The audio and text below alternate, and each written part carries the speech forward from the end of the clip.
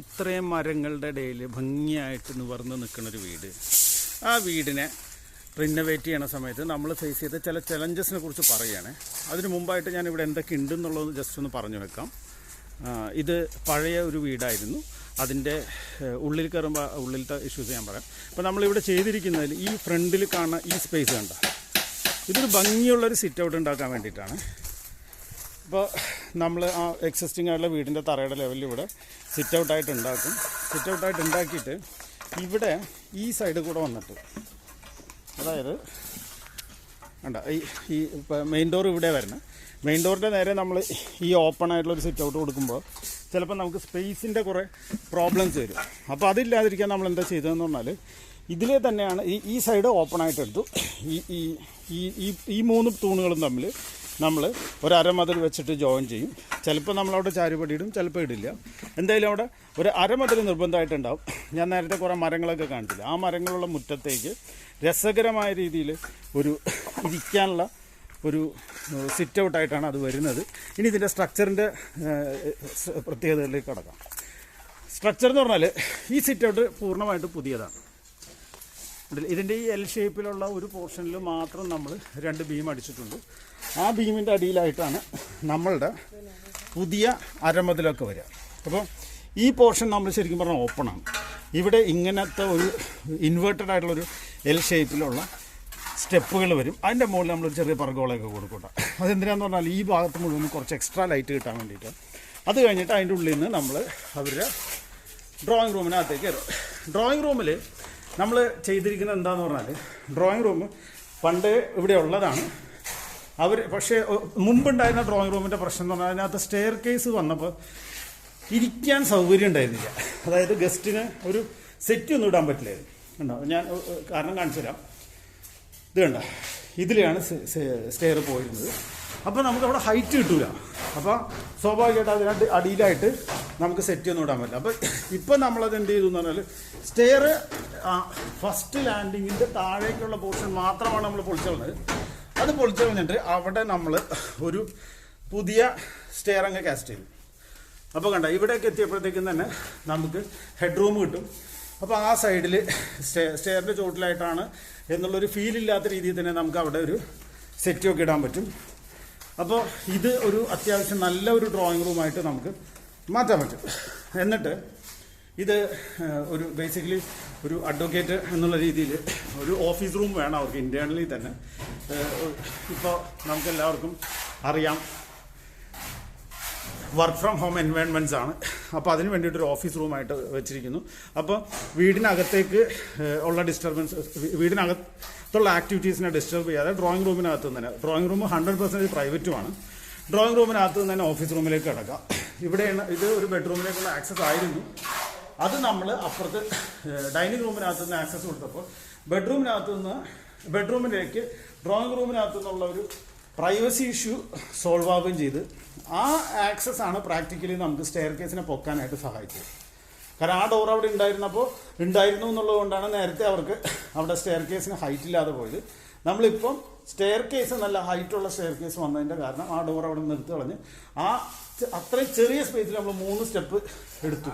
ആ 3 സ്റ്റെപ്പ് എടുത്തുകൊണ്ട് തന്നെ സ്റ്റെയർ വളരെ കംഫർട്ടബിളായിട്ട് കയറാൻ പറ്റും. ബാക്കി ഇൻറ്റേർണൽ കാര്യങ്ങളിലേക്ക് ജസ്റ്റ് ഒന്ന് പോയിട്ട് നമുക്ക് ടെറസിലേക്ക് പോകാമേ. ഇതിപ്പോൾ ഞാൻ വന്നത് ഒരു ചെറിയൊരു കോറിഡോർ പോലത്തെ സ്പേസാണ് നിങ്ങൾക്ക് ഫീൽ ചെയ്ത്. പക്ഷേ ആക്ച്വലി അതല്ല. നമ്മൾ ഈ കാണുന്ന വോള് നമ്മൾ കട്ട് ചെയ്ത് കളയും. ഇത് മൊത്തം നമ്മൾ പൊളിച്ച് കളയാനുള്ളതാണ്. അങ്ങനെ ഇവിടെ ഒരു വലിയ അതിവിശാലമായിട്ടുള്ളൊരു ഡൈനിങ് റൂം ഉണ്ടാവും. ഡൈനിങ് റൂം എന്നുള്ള ഒരു വേർഡ് തന്നെ സത്യം പറയാൻ എനിക്ക് ഇഷ്ടമല്ല. ഞാനതിന് ഡൈനിങ് ആൻഡ് ലിവിങ് എന്ന് പറയുന്ന ഒരു റൂമായിട്ടാണ് പറയുക. എന്തുകൊണ്ടാണ് അങ്ങനെ പറയണതെന്ന് പറഞ്ഞാൽ, ഒരു വീടിന് 3 പാർട്ട് വേണമെന്നാണ് ആർക്കിടെക്ട്സിൻ്റെ ഭാഷയിൽ പറയുക. എന്താ കാരണം എന്ന് പറഞ്ഞാൽ, ഒരെണ്ണം 100% പ്രൈവറ്റ് ആയിട്ടുള്ളൊരു സ്പേസ് ആയിരിക്കണം, തെറ്റിച്ച്. ഒരെണ്ണം 100% പബ്ലിക് ആയിട്ടുള്ളൊരു സ്പേസ് ആയിരിക്കണം. പബ്ലിക് സ്പേസ് എന്ന് പറഞ്ഞാൽ നമ്മൾ നേരത്തെ പറഞ്ഞ ഒരു സിറ്റ് ഔട്ട് കണ്ടില്ലേ, നല്ല വിശാലമായൊരു സിറ്റ് ഔട്ടാണ്. 8 feet by 8 feet ഒക്കെ ഉണ്ട്. അത്രയുള്ളൊരു സിറ്റ് ഔട്ട് ഉണ്ടാകുമ്പോൾ അതായത് ഒരു വീടിനകത്ത് കയറാതെ തിരക്ക് പിടിച്ച് പോകണം ഒരു ഗസ്റ്റൊക്കെ വരുവാണെങ്കിൽ അവരെ നമുക്ക് ഭംഗിയായിട്ട് ട്രീറ്റ് ചെയ്യണ്ടേ. അതിന് വേണ്ടിയിട്ട് ആ സിറ്റ് ഔട്ട് യൂസ് ചെയ്യാം. ഈവൻ ഇപ്പോൾ ഈ വീട്ടിൻ്റെ കേസിലാണെന്നുണ്ടെങ്കിൽ ഒരു റെസിഡൻസ് അസോസിയേഷൻ്റെ മീറ്റിങ്ങോ അല്ലെങ്കിൽ അതുപോലത്തെ ഒരു ചെറിയ മീറ്റിങ്ങോ ഒക്കെ തന്നെ ആ സിറ്റ് ഔട്ടിൽ നമുക്ക് നടത്താൻ പറ്റും. അത് കഴിഞ്ഞിട്ട് പ്രൈവറ്റ് ആയിട്ടുള്ള ഒരു ഡ്രോയിങ് റൂം കൊടുത്തു. ആ ഡ്രോയിങ് റൂമിൽ വീട്ടിൽ ഒരാളുടെ ഗസ്റ്റ് വന്നു കഴിഞ്ഞാൽ മറ്റുള്ള ആളുടെ പ്രൈവസിയോ ഒന്നും അത് ബാധിക്കില്ല. എന്നിട്ട് ഈ കാണുന്ന വോളൊക്കെ കട്ട് ചെയ്യാനുള്ളതാണ്. അത് കഴിഞ്ഞിട്ട് ആ ഡ്രോയിങ് റൂമിനകത്ത് നിന്ന് നമ്മൾ ഇപ്പോൾ ഒരു വിശാലമായിട്ടുള്ളൊരു ഡൈനിങ് ഹാളിലേക്ക് വരും. അതിൻ്റെ ഡീറ്റെയിലൊക്കെ ഉള്ള പ്ലാൻ അടക്കമുള്ള വീഡിയോ നമ്മൾ പിന്നെ കൊണ്ടുവരുന്നുണ്ട്. ഡ്രോയിങ് റൂം സെപ്പറേറ്റ് ആയതുകൊണ്ട് തന്നെ നമ്മളിവിടുത്തെ കിച്ചൺ ഒരു ഓപ്പൺ കിച്ചണായിട്ട് ചെയ്യാനായിട്ട് തീരുമാനിച്ചു. എന്തുകൊണ്ടാണ് അങ്ങനെ തീരുമാനിച്ചതെന്ന് പറഞ്ഞാൽ അടുക്കളയ്ക്കകത്ത് നിന്ന് വർക്ക് ചെയ്യുന്ന ആൾക്കാരും വീടിനകത്ത് ആൾക്കാരും തമ്മിലൊരു പ്രോപ്പർ കമ്മ്യൂണിക്കേഷൻ ഉണ്ടാവണം. ആ കമ്മ്യൂണിക്കേഷൻ നമ്മളുടെ വീട്ടിലെ ആളുകളുടെ തമ്മിലുള്ള ഇൻട്രാക്ഷൻസ് വർദ്ധിക്കും. അവർ തമ്മിലുള്ള അടുപ്പങ്ങൾ വർദ്ധിക്കും. അടുക്കളയ്ക്കകത്ത് ഒരാൾ ഐസൊലേറ്റഡ് ആയി പോയി എന്നുള്ള ഫീലൊന്നും വരില്ല. പക്ഷേ അടുക്കളയെ ഡ്രോയിങ് റൂമിനകത്തൊന്നും കാണാനും പാടില്ല. അപ്പോൾ അങ്ങനത്തെ ഒരു സൗകര്യം ഇവിടെ ഉള്ളതുകൊണ്ട് തന്നെ നമുക്കിതിവിടെ വളരെ ഭംഗിയായിട്ട് ചെയ്യാൻ പറ്റും. പിന്നെ ഇവിടെ ചെയ്തിട്ടുള്ളൊരു ഇമ്പോർട്ടൻ്റ് ആയിട്ടുള്ള കാര്യം പറയുന്നത്, ഞാൻ ടെറസിൽ പോയിട്ടുണ്ടെങ്കിൽ അത് കുറച്ചും കൂടി ഡീറ്റെയിൽ ആയിട്ട് നമുക്ക് കാണിച്ചു തരാൻ പറ്റും. എന്താന്ന് പറഞ്ഞാൽ ഇവിടെ ഒന്ന് നോക്കി കണ്ടോ, ഇവിടെ പഴയ അടുക്കളയുടെ സ്ട്രക്ചർ വളരെ വീക്കായിരുന്നു. അപ്പോൾ സ്വാഭാവികമായിട്ടും നമ്മൾ ആ സ്ട്രക്ചർ അങ്ങനെ തന്നെ പൊളിച്ചളയേണ്ടത്. അത് പൊളിച്ചു കളഞ്ഞിട്ട് രണ്ടാമത് എടുക്കേണ്ടി വന്നു. കാരണം അത് അത്രയും വീക്കായിരുന്നു, മൊത്തത്തിൽ പൊട്ടിയിട്ടുണ്ടായിരുന്നു. അതിൻ്റെ സ്റ്റീൽ റീഇൻഫോഴ്സ്മെൻറ്റുകളെല്ലാം തന്നെ പോയി കിടക്കുകയായിരുന്നു. അത് അങ്ങനെ ഒരു കാര്യം നമ്മൾ ചെയ്തു. അത് കഴിഞ്ഞിട്ട് ഇവിടെയും ഒരു ഇത് മുകളിൽ നിന്ന് ഞാൻ കാണിച്ചു തരാം. ഇവിടെ ഉണ്ടായിരുന്ന ഒരു ടോയ്ലറ്റൊക്കെ ഉണ്ടായിരുന്നു, അതും വളരെ വീക്കായിരുന്നു. അപ്പോൾ അതൊക്കെ പൊളിച്ച് കളഞ്ഞിട്ട് അവിടെ ഒരു പുതിയ ബെഡ്റൂം, ഈ ബെഡ്റൂം 100% പുതിയതായിട്ട് നമ്മൾ ഉണ്ടാക്കിയതാണ്. ഈ ബെഡ്റൂമിൻ്റെ കേസിൽ ഒരു തമാശയൊക്കെ ഉണ്ട് കേട്ടോ. എന്താണെന്ന് പറഞ്ഞാൽ ഈ റൂമിനകത്ത് കണ്ടോ, ഇപ്പുറത്തെ സൈഡിലൊക്കെ എന്ന് പറഞ്ഞാൽ ചെറിയ ബെൽറ്റ് ഉള്ളൂ. പക്ഷേ ആ സൈഡിൽ ഇച്ചിരി വലിയ ഒരു ബീമാണ് കാണുന്നത് കണ്ടോ. അത് ഇവിടം വരെ ഉള്ളൂ കേട്ടോ. അത് എന്തുകൊണ്ടാണ് അത് വന്നതെന്ന് പറഞ്ഞാൽ, ഇത് റിനോവേഷൻ സൈറ്റ്സിൽ പലപ്പോഴും നമുക്ക് വരുന്ന ഒരു സ്ട്രക്ചറൽ ചലഞ്ചസ് ആണ്. അതായത് ചിലപ്പോൾ അവിടെ ഒരു സെപ്റ്റി ടാങ്ക് ഉണ്ടാവും, ചിലപ്പോൾ ഒരു സോക്ക് പിറ്റ് ഉണ്ടാവും. അങ്ങനെ എന്തെങ്കിലുമൊക്കെ ഉണ്ടായിക്കഴിഞ്ഞാൽ നമ്മളതെങ്ങനെ ആ പ്രോബ്ലത്തിനെ അഡ്രസ്സ് ചെയ്യും എന്നുള്ളതാണ് ഇവിടെ എനിക്ക് പറയാനുള്ളത്. ഞാനൊന്ന് പുറത്തേക്ക് ഇറങ്ങിക്കോട്ടെ കേട്ടോ.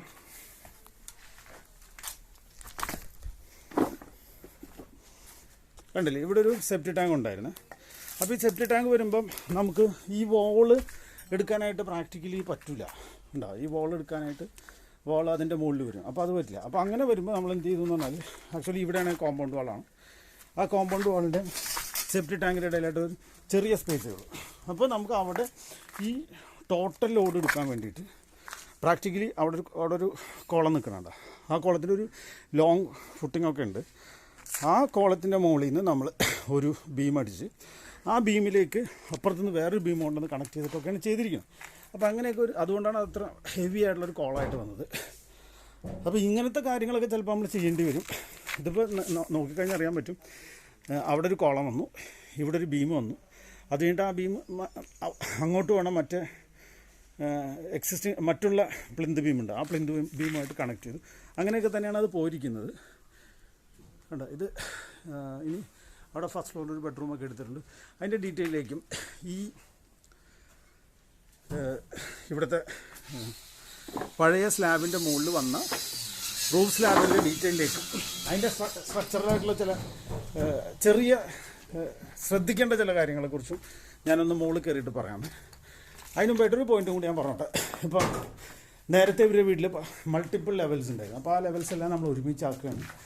അപ്പോൾ എന്താ പറഞ്ഞാൽ ഇവർ ഏറ്റവും മുമ്പുണ്ടായിരുന്ന വീടും എൻ്റെ റൂഫ് സ്ലാബും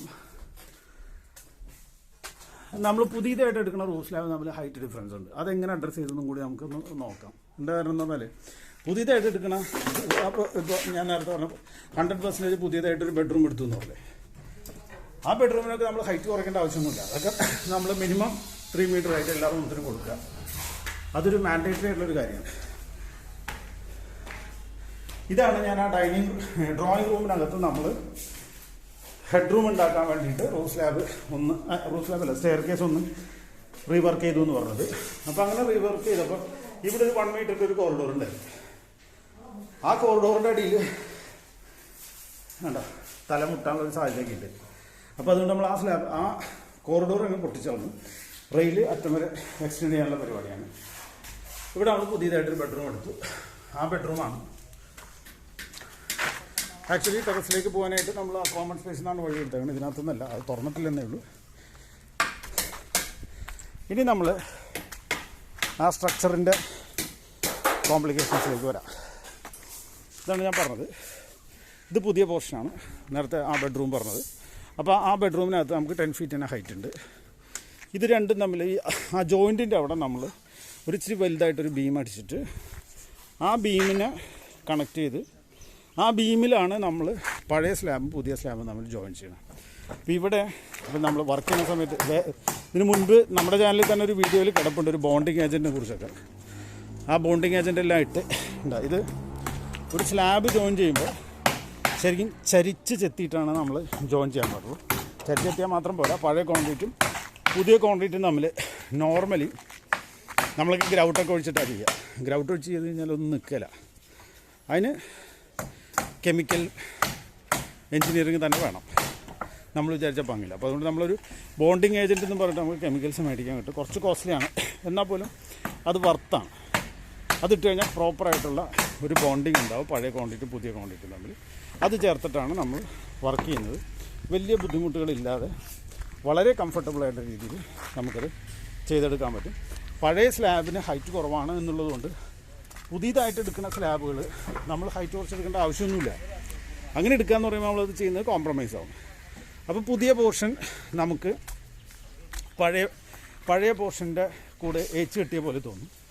ഇവിടെ ഇപ്പോൾ നിങ്ങൾ നോക്കിക്കോ, ഈ പ്രോജക്റ്റ് തീർന്നു വരുമ്പോൾ ഒരു എക്സ്റ്റൻഷനാണെന്ന് നിങ്ങൾക്കിത് ഫീൽ ചെയ്യില്ല.